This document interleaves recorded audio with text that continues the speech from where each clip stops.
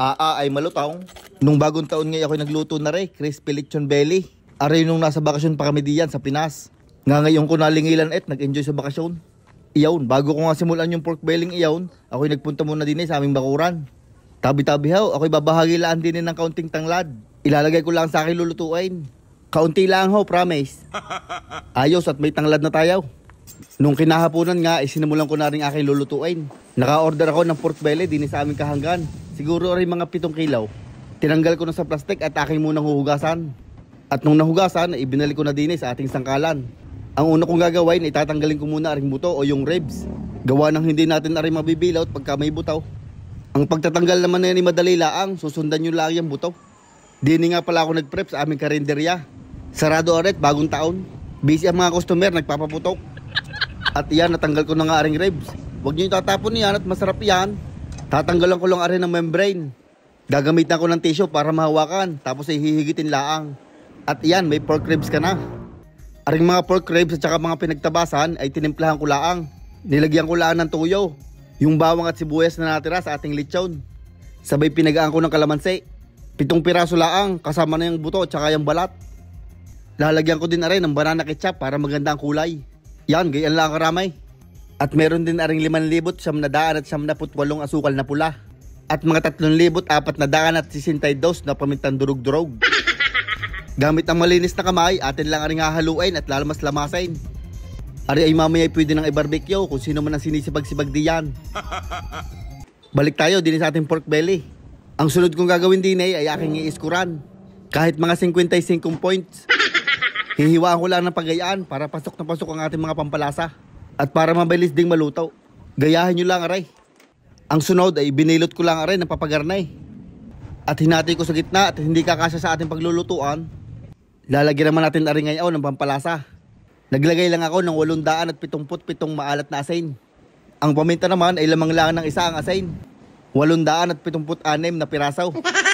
Hihimas-himasin ng kaunti at iseset aside. Gagawa naman tayo ngayon ng ating ipapalaman. Naghiwa ko din ng 3 katamtamang laking sibuyas na pula. Bagaws, nagpitpit naman ako ng 2 ulo ng bawang. At ginahit ko lang ng hindi kaliitan, hindi din kalakihan, yung sakto laang. At yan, ready na ang ating mga ipapalaman. Sibuyas, bawang, tanglad at saka dahon ng sibuyas. I-assemble ko na rin, lalagyan ko muna ng bawang at saka sibuyas. Ari namang green onions ay itinupoy ko laang para magkasya. Ang tanglad ay itinupoy ko laang din at tinanggal ang ugat. Baka makain ay tumubo pa sa tiyan. Nung nailagay ng lahat ay ibinilot ko na ng papagayaan.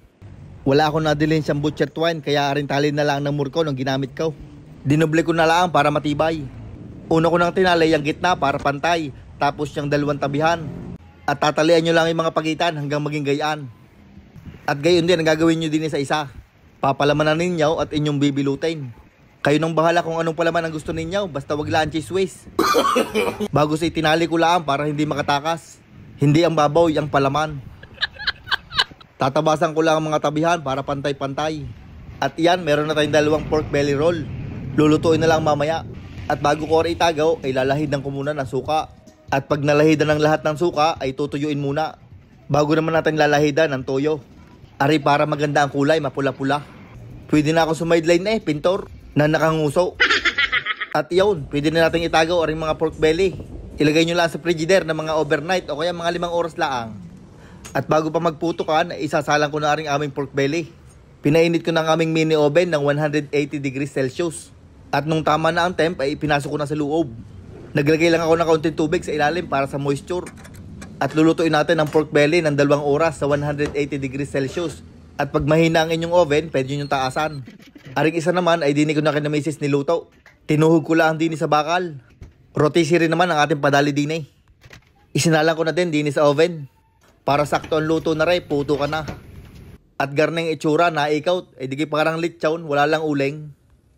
At pagkalipas naman ng 2 oras ay pinahidan ko ng mantika. Sabay tinaasan ko ang temperature at lulutuin natin ng 1 oras hanggang 1 oras at kalahati. At garneng naging itsura. Arang nakay ng basis. At are naman ang nasa amin.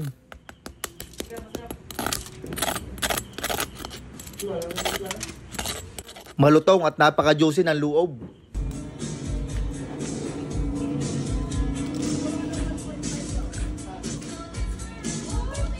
At iyon mga pangyayari nung bagong taon. Happy New Year ulit at more blessings sa ating lahat. Shoutout nga pala kay Jaja Lagrosa ng Cloca Tribi, kay Maki ng Canada from Alberta, kay Alvin Kupit ng Navotas, Balayan, Batangas, sa Sanki family ng Nueva Ecija, at sa lahat ng mga bumati at nagpa-picture sa akin diyan sa Pilipinas. Maraming salamat at mag-iingat kayo palagi.